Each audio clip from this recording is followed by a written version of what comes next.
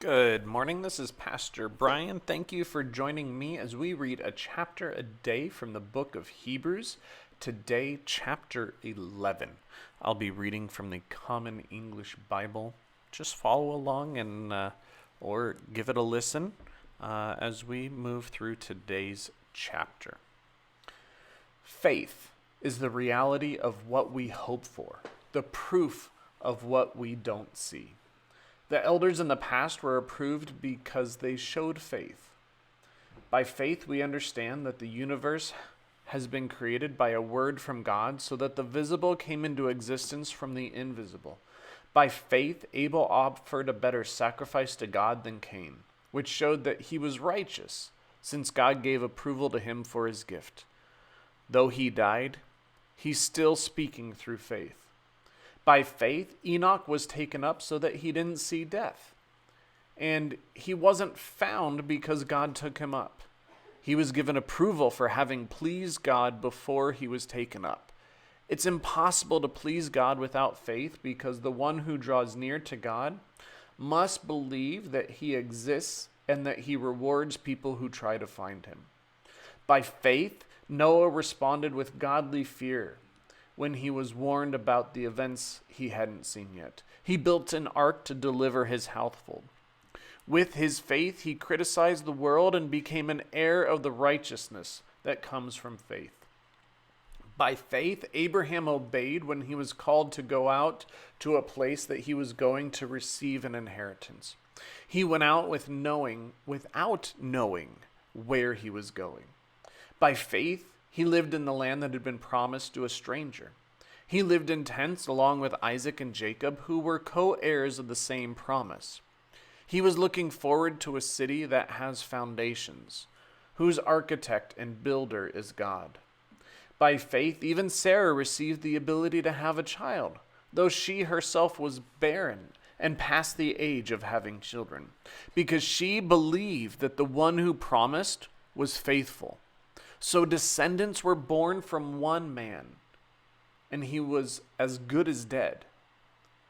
There were as many as the number of the stars in the sky and as countless as the grains of sand on the seashore. All these people died in faith without receiving the promises, but they saw the promises from a distance and welcomed them. They confessed that they were strangers and immigrants on earth. People who say this kind of thing make it clear that they are looking for a homeland. If they had been thinking about the country that they had left, they would have had the opportunity to return to it. But at this point in time, they were longing for a better country, that is, a heavenly one. Therefore, God isn't ashamed to be called their God. He has prepared a city for them. By faith, Abraham offered Isaac when he was tested. The one who received the promises was offering his only son. He had been told concerning him, "Your legitimate descendants will come from Isaac." He figured that God could even raise him from the dead. So in a way, he did receive him back from the dead. By faith, Isaac also blessed Jacob and Esau concerning their future. By faith, Jacob blessed each of Joseph's sons as he was dying and bowed in worship over the head of his staff. By faith, Joseph recalled the exodus of the Israelites at the end of his life and gave instructions about burying his bones. By faith, Moses was hidden by his parents for 3 months when he was born because they saw that the child was beautiful and they weren't afraid of the king's orders. By faith, Moses refused to be called the son of Pharaoh's daughter when he was grown up. He chose to be mistreated with God's people instead of having the temporary pleasures of sin. He thought that the abuses he suffered for Christ were more valuable than the treasures of Egypt, since he was looking forward to the reward. By faith, he left Egypt without being afraid of the king's anger. He kept on going as if he could see what is invisible. By faith, he kept the Passover and the sprinkling of blood in order that the destroyer could not touch their firstborn children. By faith, they crossed the Red Sea as if they were on dry land. But when the Egyptians tried it, they were drowned. By faith, Jericho's walls fell after the people marched around them for 7 days. By faith, Rahab the prostitute wasn't killed with the disobedient because she welcomed the spies in peace. What more can I say? I would run out of time if I told you about Gideon, Barak, Samson, Jephthah, David, Samuel, and the prophets. Through faith, they conquered kingdoms, brought about justice, realized promises, shut the mouths of lions, put out raging fires, escaped the edge of the sword, found strength in weakness, were mighty in war, and routed foreign armies. Women received back their dead by resurrection. Others were tortured and refused to be released so they could gain a better resurrection. But others experienced public shame by being touted and whipped. They were even put in chains and in prison. They were stoned to death. They were cut in two, and they died by being murdered with swords. They went around wearing the skins of sheep and goats, needy, oppressed, and mistreated. The world didn't deserve them. They wandered around in deserts, mountains, caves, and holes in the ground. All these people didn't receive what was promised, though they were given approval for their faith. God provided something better for us, so they wouldn't be made perfect without us. That's the end of chapter 11. Whew, what a chapter. Let me tell you, this is set up in the end of chapter 10, where it says, we're the sort of people who have faith so that our whole beings are preserved. That's the very last verse of chapter 10. And so then the author launches into all the ways in which faith has played throughout since the beginning of creation. And one of the things that really stuck out to me was the idea that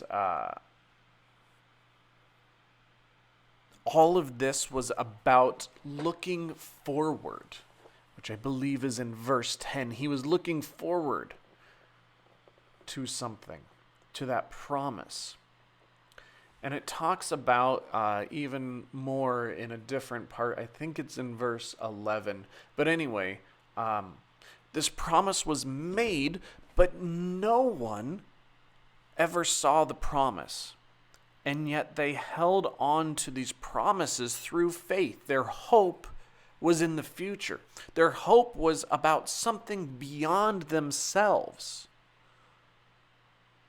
As in, the promise was more than just about their lifetime. And the fulfillment of the promise was about the future of people. And they got to experience that promise as well through faith. But that completion of the promise came later. You know, Abraham was promised to be the father of many nations, and he never saw it. He had one son. But eventually, it came true. Hundreds of years later. And so we live with this same promise of a future. And it's made complete for us, as we heard about in previous chapters, but it's also made to those who have gone on before us. And so we carry that faith and that promise, not just for ourselves, but for everyone who goes after us. And that we can be examples, as all of these examples were, of people past in the faith. And so to me, this says, share your faith. Make your faith known. So that others can see not just your faith, but the promises that faith represents. And that could be and is for them. So what did you hear? What did you like? What confused you? Write it down, share it with a friend, share it with us. Take care of yourselves, stay safe, and we'll see you tomorrow.